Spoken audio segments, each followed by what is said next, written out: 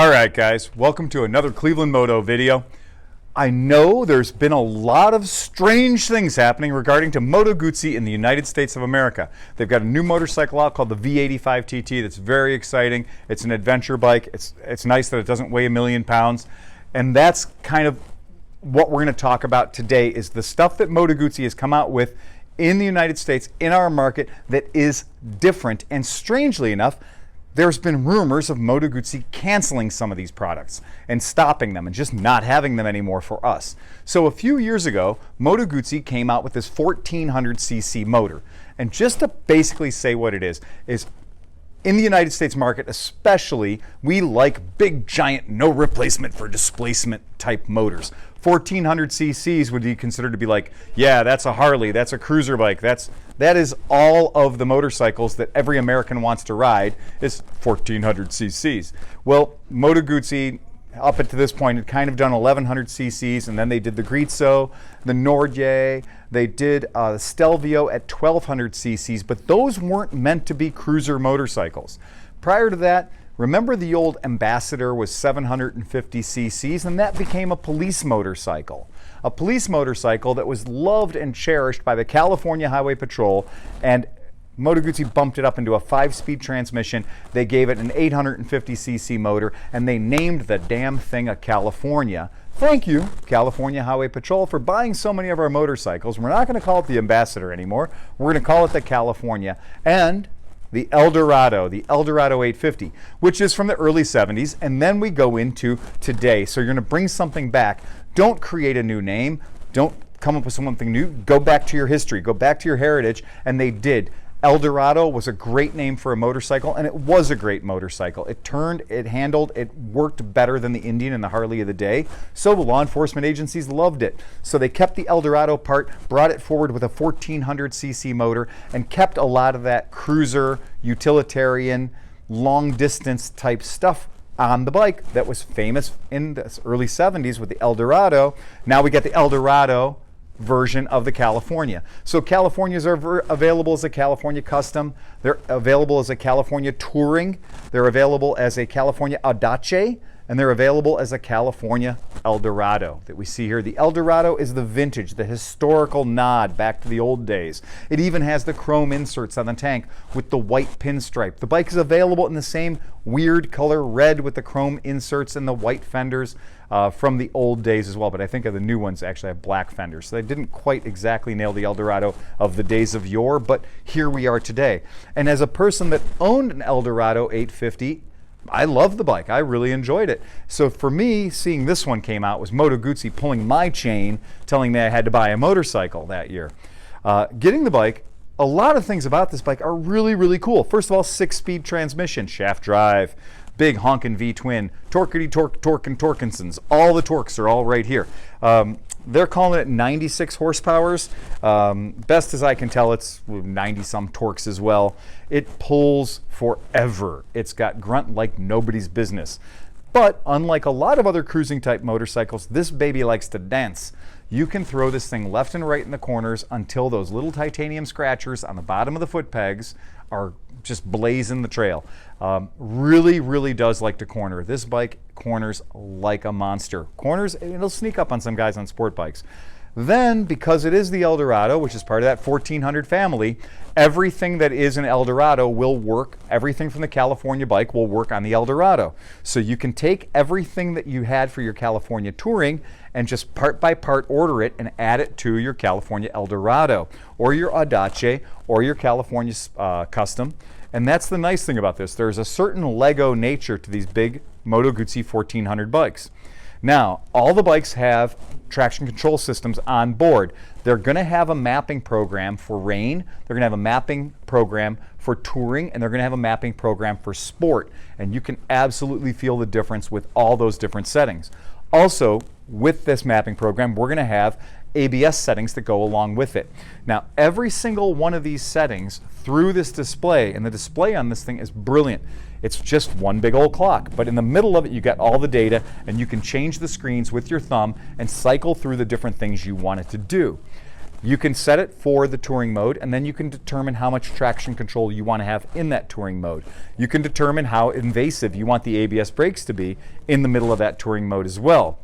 A lot of other stuff that the Moto Guzzi platform did that's just clever is the fully adjustable levers, so that we don't care how big or small your hands are, whether you're wearing thick gloves or thin gloves, it's very, very easy to control the bike.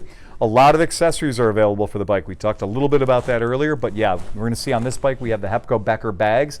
They're German and they lift right off, leaving behind these not unattractive bows. So if you can see, when the bag is off, we have left behind a chrome, very unobtrusive chrome C-shaped bow.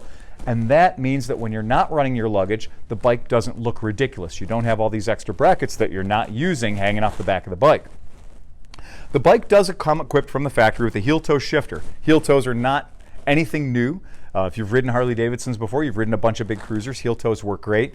Moto Guzzi understands that a lot of people don't like the heel part of a heel toe shifter, so by simply removing 2 Allen screws, the back of the heel toe shifter pops right off. Now you can ride it normally.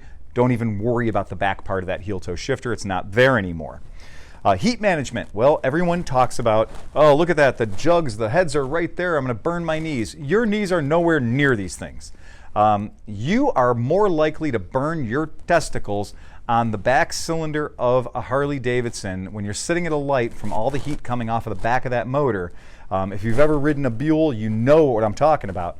That big air-cooled V-twin, the rear cylinder gets really, really hot. And on these, both of these cylinders have the exact same amount of air coming over them, so they're getting equal cooling. That helps the bike run very predictable. The left cylinder and the right cylinder are running at the exact same temperature.